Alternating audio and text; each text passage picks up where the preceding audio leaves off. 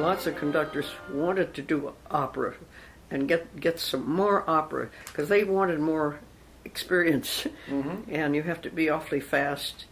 And so on some out-of-town concerts that these very good orchestras like Chicago Symphony. No, I never played in the Chicago Symphony. My teacher did, of course, and everybody decided that lots of musicians loved to go to California because it was warm in the winter and it's very cold around Chicago or where I lived.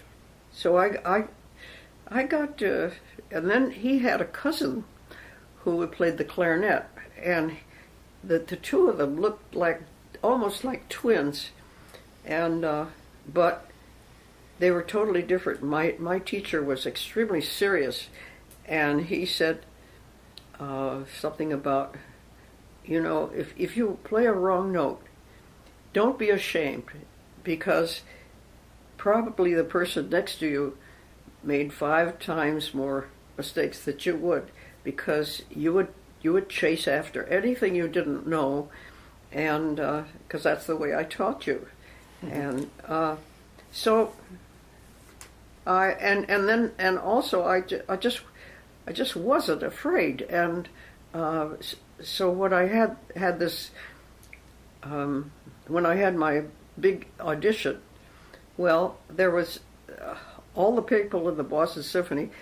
I absolutely amazed how many, usually older people, would come, and most people aren't interested in young people that much, I don't think, but they all were very curious because they'd never heard playing like that.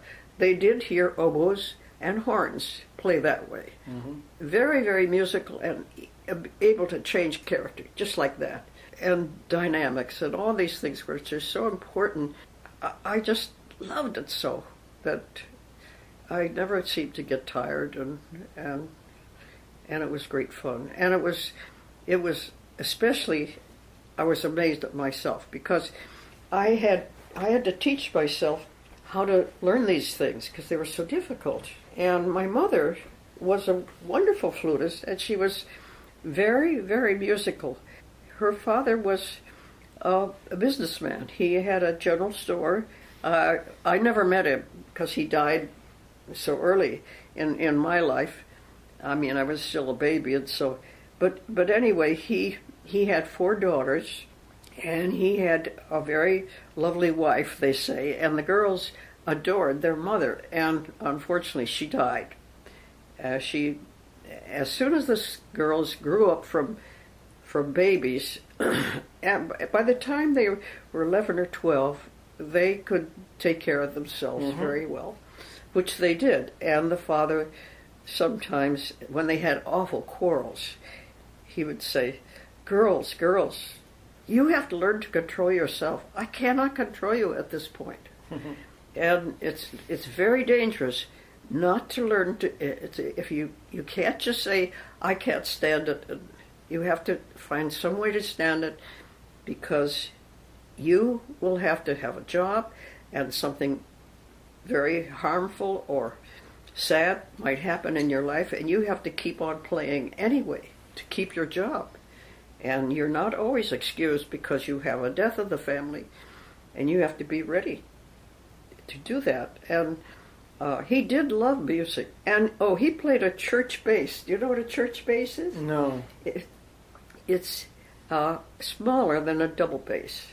But it's a place, there were many, they were from a very small town in Indiana, and right near Chicago. In fact, he took the horse and buggy and took my mother to Chicago to buy her a flute. And she remembers that so much, and how she was just so eager to see a real silver flute. She'd only played a wooden one, and she was thrilled. And my mother had a younger sister who played the violin, and they all played something. And then one of the girls played a trumpet, and the other one played something else. I forgot what it was. But then they were, what was that colony of amateur musicians in New York State, and it still is going on. And they have a school there, a summer school. It was they didn't have radio yet, and so this was to keep people off the streets on Sunday. Mm-hmm. And they played a lot of popular operas and things. And then my mother said, when they finally, the Metropolitan finally started their Sunday they started the big Sunday broadcast. Saturday, all right. Yeah. Weekend, yeah, because then the New York Philharmonic took over the Sunday afternoon. Yes. That's right. And so we just stayed at home and listened to music on weekends. But when I jumped about 100 years or 50 years or something. But anyway, her mother died when they were just needing a mother. And he kept saying that, "Oh, girls, we miss your mother so much. You must help me to bring you up. And I will help you grow up if you will help me to help you. You must tell me what you're afraid of or anything I can do to help you. And we have to help each other because we don't have a mother." Mm-hmm. And so they were, and they ended up very loyal to each other, and they couldn't stand it because my mother and her youngest sister were so ahead in every way. They're intellectual, and the other two girls were not intellectual at all, and they didn't marry. Their husbands were not interested in music, but my mother and her sister married men who were very interested in the arts, and so it reflected in the family. And my mother, we have 4 children. Everybody played an instrument, and she helped us. You know, she would get books on opera and the stories and everything for us to enjoy. And we stayed home, and it did keep the boys off the streets.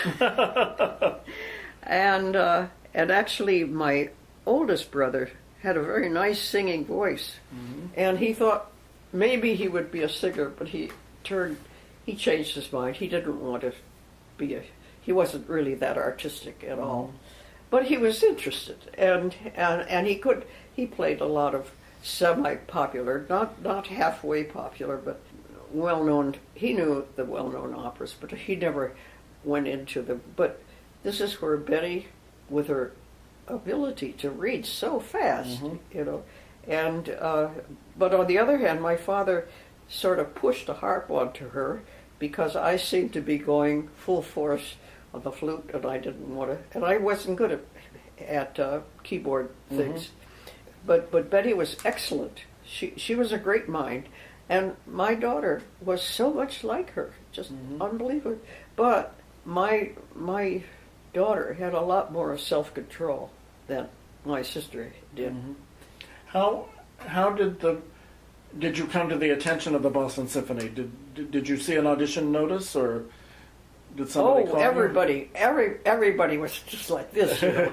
I mean, I knew lots and lots of flutists, and all of the men. Yes. Well, you know, I was never attracted to Toscanini. That doesn't come from knowledge. It comes from lack of knowledge. But I saw him losing his temper all the time. I really couldn't. I guess he was all right. But for instance, Stokowski was a great conductor, but he didn't kick the records around because he was angry, or anything that I heard that Toscanini did. But I think there were two conductors that were just, they couldn't control themselves, and I never got to know Toscanini, and I was really quite afraid of him because my father was very temperamental too, and it's one thing when your father loses his temper, and but otherwise I loved Deems Taylor, for instance. He wasn't a great musician at all. He was a very good technician to make a living, and he made a very good living in the arts, but he didn't add anything. He didn't have a marvelous. I thought Toscanini was a wonderful conductor, and he was. Mm-hmm. I was not off at all, but I could never see myself going backstage and asking for it. Scared to death. I think he'd say, "You get out of here," and maybe he would have, you know, because he couldn't control himself. Mm-hmm.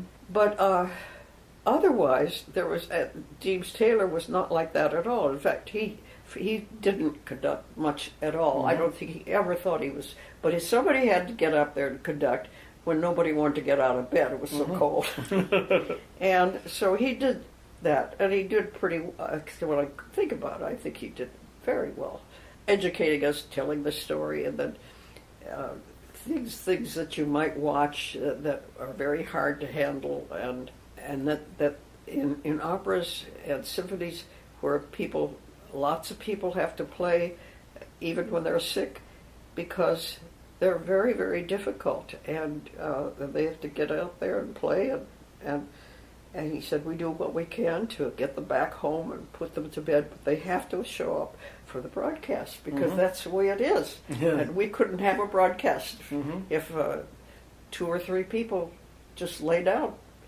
And it was amazing, you know, to hear all of the trials they had to go through. So everybody wanted the Boston Symphony job when it opened then?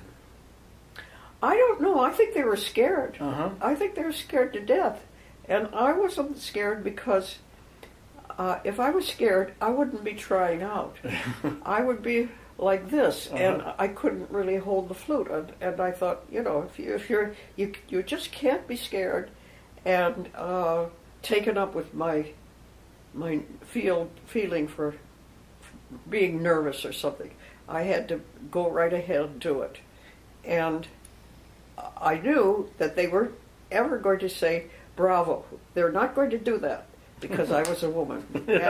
And maybe if I did pretty well, the orchestra would cheer me as they cheered their own. But I thought, but there's other men cheering their own, and I don't know what is going to happen to me.